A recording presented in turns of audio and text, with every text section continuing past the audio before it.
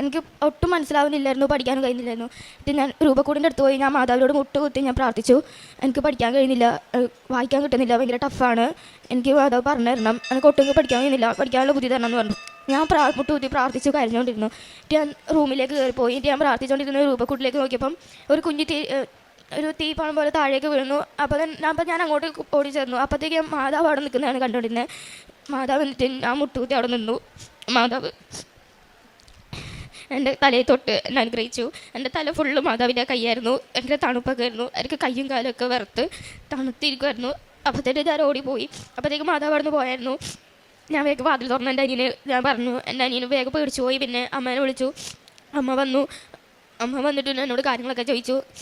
ഞാൻ മാതാവിനെ കണ്ടത് മാതാവിൻ്റെ ഇവിടെ ഇരിക്കുന്ന ആ രൂപമല്ല, മാതാവിനെ പോലെ തന്നെയായിരുന്നു. പക്ഷേ ഡ്രസ്സിന് ഈ കളറില്ലായിരുന്നു, ഒരു റോസും വൈറ്റും ഒക്കെ ആയിരുന്നു കളറായിരുന്നു.